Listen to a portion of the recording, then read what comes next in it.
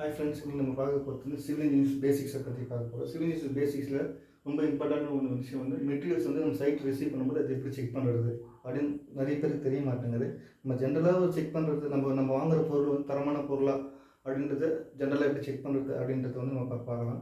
First நம்ம ஜென்ரலாக நம்ம ரிசீவ் பண்ண மெட்டீரியல்ஸ் வந்து பார்த்திங்கன்னா cement, M sand, river sand, course aggregate, அப்புறம் ஸ்டீலு, பிரிக்ஸ், இதெல்லாம் வந்து நம்ம ஜென்ரலாக நம்ம சைட்டில் வந்து ரிசீவ் பண்ணுற மெட்டீரியல்ஸு. இதெல்லாம் வந்து நம்ம சைட்டில் எப்படி செக் பண்ணுறது, நம்ம தரமான ஒரு விஷயம், தரமான ஒரு மெட்டீரியலாக இருக்கா அப்படின்றத நம்ம எப்படி செக் பண்ணுறது அப்படின்றத வந்து இப்போ பார்க்கணும். சிமெண்ட்டை நம்ம முதல்ல ரிசீவ் பண்ணும்போது சிமெண்ட்டை ஃபஸ்ட் நம்ம பார்க்கும்போது அதோட பேகை பார்க்கணும். அதோட பேக் வந்து ஐஎஸ்ஐ முத்திரை இருக்கான்னு முதல்ல பார்க்கணும். அதோட கிரேடு கரெக்டாக பார்க்கணும். அது என்ன டைப் ஆஃப் சிமெண்ட் அப்படின்றத பார்க்கணும். அதுக்கப்புறம் அது பேகை ஓப்பன் பண்ணதுக்கப்புறம் அது உள்ள சிமெண்ட் லைட்டாக எடுத்து அதோட சாஃப்ட்னஸ் செக் பண்ணி பார்க்கணும். சாஃப்டாக இருக்கணும். அதுக்கப்புறம் வந்து மேனுஃபேக்சரிங் டேட்டு அது நம்ம கொஞ்சம் கம்மியாக இருந்தால் அது நல்லது. அது ஏன்னா அதிகமாக இருந்துச்சுன்னா உள்ளே வந்து சின்ன ரவுண்டாக வந்து ஃபார்ம் ஆகிடும் சிமெண்ட்டு.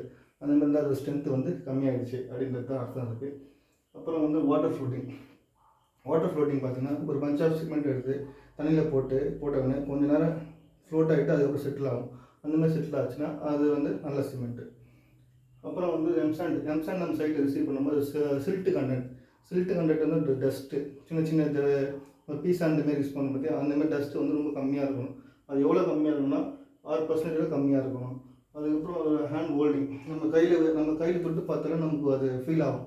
இது நல்லா பார்க்கும்போது தெரியும். அது கொஞ்சம் எக்ஸ்பீரியன்ஸ் ஆனவங்க அதை ஈஸியாக கண்டுபிடிப்பாங்க. அந்தமாதிரி பார்க்கும்போது நம்ம எம்சாண்ட் வந்து நம்ம கண்டுபிடிச்சிடலாம் அது நல்ல சாண்டா அப்படின்றது. அப்புறம் வந்து ரிவர் சாண்ட் வந்து எப்படி செக் பண்ணுறது அப்படின்னு பார்த்தீங்கன்னா அதில் சால்ட் கண்டென்ட் ரொம்ப அது இருக்கக்கூடாது. அதில் கூழாங்கற்கள் இருக்கக்கூடாது. அதெல்லாம் வந்து ரிவர் சாண்டில் அதிகமாக இருக்கக்கூடாது.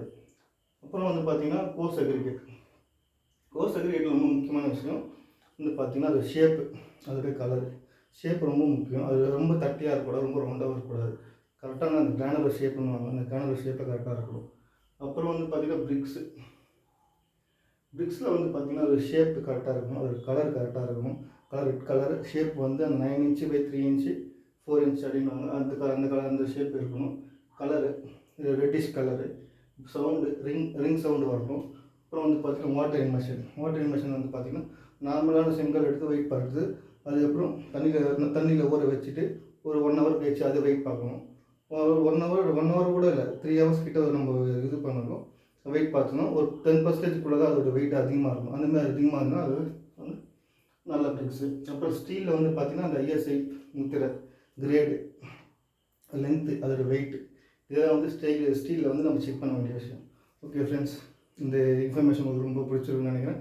உங்களுக்கு அது ரொம்ப யூஸ்ஃபுல்லாக இருக்கும்னு நான் நினைக்கிறேன். தேங்க்யூ.